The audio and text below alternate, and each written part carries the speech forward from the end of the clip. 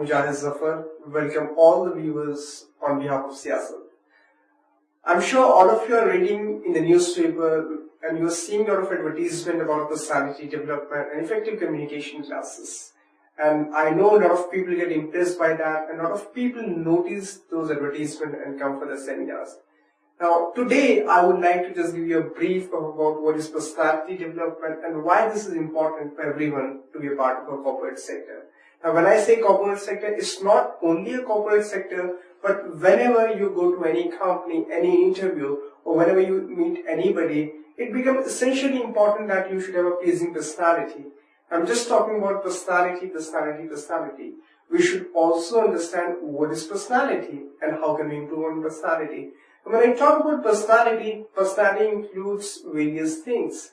Personality includes your communication skills. Personality includes your body language. Personality includes your dressing sense. Personality also includes your confidence. Now, a combination of all these things can give you a good personality. Now, when I talk about communication skills, it's very important for you to have a convincing communication style so that whatever you try to pass on the message, whatever you try to communicate to other person, it should reach with the right message.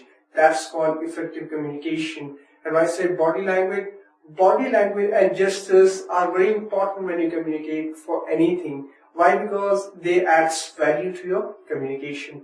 Likewise, confidence. I always say that confidence is the key for any objective, is the key for any goal which you have as an aim for you. Now we should understand what is confidence. It's important because unless and until we understand what is confidence, we can never learn that. It's not something which you can get it through a medicine. You buy some medicine in the market and you become very confident. No, absolutely not. But we need to understand what is confidence. How can we get confidence? Now we feel that we have to become a doctor, we have to become an engineer, but at the same time we should also feel that we should have confidence in us. Because that's the driving force which will make us to learn anything and everything in life. That's why before having a pleasing or convincing personality, we all should have confidence in us. And now confidence is not something, rocket science, but confidence is something which you will gain with a lot of practice and continuity in your work. I'll not talk about confidence, but I'll pay more attention to personality development because nowadays what's happening is people are possessing technical skills, people have very good, knowledge of technology, but they lack in personality. Now it becomes a mandate for all of us to have a pleasing personality, and that's where we can make a difference to our jobs.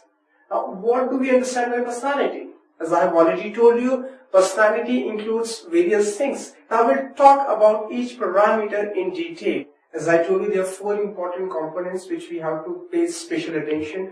Number 1, confidence. Number 2, body language and gestures and expression. Number 3, communication skills. And number 4, obviously, our dressing sense. Now, I strongly feel that whenever you go for any interview or any interaction, before you speak anything, the most important thing which shows your personality is how you are dressed. Now, we should always know that whenever we are going for any interview, any kind of situation, any kind of place, we should know what kind of apt dressing we have to do. Now, I always say that whenever we are going for interview, we have to find out a dress which can be apt to the situation. And people generally tend to wear a dark colored trouser and a light colored shirt. I completely agree with that. And apart from that, there is no inhibition or there is no point wherein they cannot wear something other than that. We can also wear something which is not a white shirt or a dark trouser. But we need to understand whether the dress which you are wearing is that really relevant to that situation or not. Because apt and compatibility to the situation is really important. We have to understand based on the location we are going to, what kind of dress we have to wear. So always ensure in mind that we cannot go to the interview by wearing a sherwani because sherwani is for marriages. Likewise, a girl cannot wear a ghangra or choli for interview because that is again a marriage required dress. So we always need to ensure and understand that the dress which we are wearing is completely apt to the situation.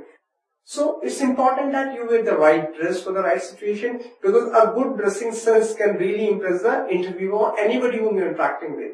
So I feel that dressing sense is very important for a pleasing personality. And it's not only dressing, now we need to go for the hygiene as well. Now we have to be too hygienic when we go for the interview because that shows your personality. When I talk about hygiene, we all need to ensure that we take proper bath in the morning and we are neatly dressed with completely ironed clothes, proper polished shoes. These are the things if we remember, I'm sure we'll have very good dressing sense. Apart from that, there's something called communication skills, which is a very important factor of a pleasing personality. When I talk about communication, it has to be very convincing or too convincing because that's where you create an impression on other person by your conversation style, by your dialogues, by your speech, by your language, by your verbiage. So whenever you are doing any kind of communication with anybody, please ensure that you use right words, you are pretty slow, you are not very fast, because unless and until whatever you're communicating, if that is not reaching the target audience, it makes no sense. So for that, there are a few parameters which you have to take into consideration. Whenever we speak, we have to speak slowly, we have to speak clearly, we should have proper eye-to-eye contact, we should have smile on our face because that can really make a difference. And obviously, your dialogue, your speech delivery should be good. You should be audible enough to the intended audience. That's where you make a difference. Now, I always talk about, communication. Why it becomes important? Because let's say you have good amount of technical knowledge. But if you don't know communication, if you don't know that language, it becomes a challenge for you to express your technical knowledge. And if you're not comfortable with the language, that technical knowledge would be of no use. So in order to do justice with that knowledge which you have gained through your studies, you have to ensure that you gain a command over a language which is globally accepted. And I'm sure all of us know that English is one language which is spoken across the globe. And that is the only reason why we, despite of the fact that we belong to different region, different religion, we are able to communicate with each other. People from Maharashtra, despite their, regional lingo is Marathi, they can speak to a Hyderabadi, despite of the fact that Hyderabadi has got a strong dialect of Hyderabad. They speak and understand each other. Why? Because they know English. Likewise, you take people from different region. Despite of their strong regional dialect, they are able to communicate, pass on their ideas, messages, for the simple fact because they know English. So this is the due advantage, this is the due benefit of learning this language. And to make it more convincing, how do you do that? Very important question for us. Now we can only make a language convincing with few things. First of all, we should have good command over the language.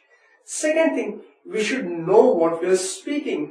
We should know the target audience. We should also know that how we have to talk to that person. Because if we have a balance of all these things, I'm sure you can always use effective communication with everybody.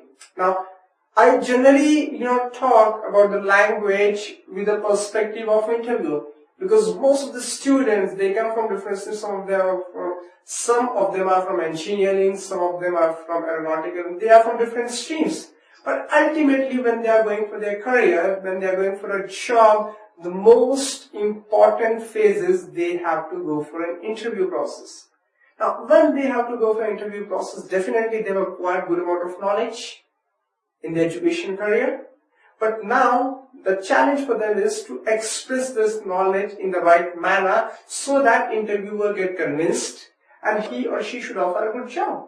If you are not able to express your technical knowledge in the interview process, you might not be able to get a job. Now that's the point where people generally get disappointed, people generally go into depression. Why? Because they've studied for 14, 16 years in a row and then they have technical knowledge, but now when it comes for a job, they are not getting jobs. And I always say that in life, try and fail, but don't fail to try. Because the day when you stop trying, you are dead, you are no more.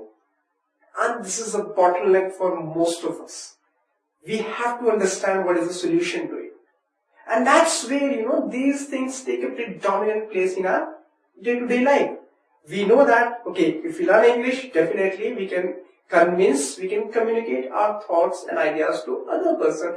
Likewise, if we know the interview facing skills, then also we have that confidence, that due confidence in us. Yes, in the interview process, if we are going for any company, we can definitely answer to the best of their satisfaction level. And once the interviewer is satisfied, you can easily get a job. Now we know that if we have to survive in this world, we have to learn this language. Now learning this language is something we talk about communication skills or effective communication skills. As I told you, body language, gestures and expression, your confidence, and the way you talk. Everything is a part of good personality. So we need to understand and ensure that despite of our various educational background, we should have a pleasing personality. When I say pleasing personality, it should be a good combination of your good dressing sense, your good amount of confidence, your body language, and your effective communication style. That will make you a different individual. That would definitely give you an edge over others. And I'm sure if you ensure that these 4 parameters you are improving on with your regular dedication and continuity on day-to-day basis, things would be yours. So just one thing we need to ensure that yes, we have to have a pleasing personality. In order to have a pleasing personality, these are the 4 areas where we have to improve on. Now in next classes, I would explain you in detail about good dressing sense. I would also explain you about how can we improve our communication and how can we become effective and convincing speaker. And I would also talk about interview etiquettes, and I would give you some brief outlining of how a good personality can make a big difference in any of the interview which you are going for. So thank you so much for listening, and we'll definitely come back to you with a new topic in coming days. Thank you so much.